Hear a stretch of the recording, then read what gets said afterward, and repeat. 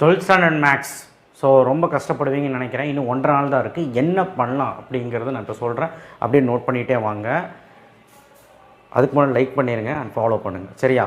மறக்காமல் லைக் பண்ணுங்கள். நிறைய பேர் லைக் பண்ண பார்த்துட்டு இருக்கீங்க. 12th maths 4.5, 3.4, 3.5, 5.1, 5.5, 5.2, 6.1, 6.7, 7.1, 7.2, 7.8, 8.7, 9.8, 10.8, 12.1, 12.2. 12th chapter எழுதாங்க 10th முடி பாருங்கள். சாப்டர் 2 ஃபுல்லாக இதெல்லாம் பார்த்தீங்கன்னா ஒரு 5 மார்க், அதாவது 7 5 மார்க்கும் எழுத முடியும். 2 மார்க் 3 மார்க் வந்து ரொம்ப வீக்காக இருக்க, நல்லா ஒரு ஆவரேஜாக இருக்க அப்படின்னா இந்த சாப்டர்ஸில் 2 மார்க் 3 மார்க் பார்க்கணும்.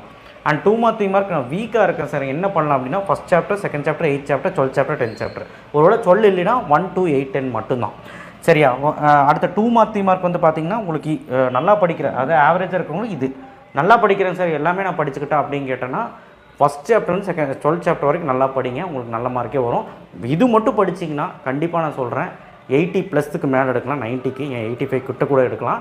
நீங்கள் ஒன்று தான் பண்ணணும், நம்ம யூடியூப் சேனல் வந்து நான் இன்றைக்கி போட்ட வீடியோவை பாருங்கள். உங்களுக்கு பார்த்தீங்கன்னா தெளிவாக புரியும் எந்த சம் இதிலலாம் எந்த சம் போடணும், என்ன சம் போடணும், எப்படி போடணும் எல்லாமே நான் சொல்லியிருப்பேன். 2 மார்க் 3 மார்க் வந்து எல்லாமே ஈச் அண்ட் எவ்ரி இது பிடிஎஃபோடு கொடுத்துருப்பேன். அங்கே வந்து பாருங்கள். தேங்க்யூ. ஃபாலோ பண்ணுங்கள், லைக் பண்ணுங்கள். ஒன்ஸ் அகெயின் லைக் பண்ணுங்கள். தேங்க்யூ.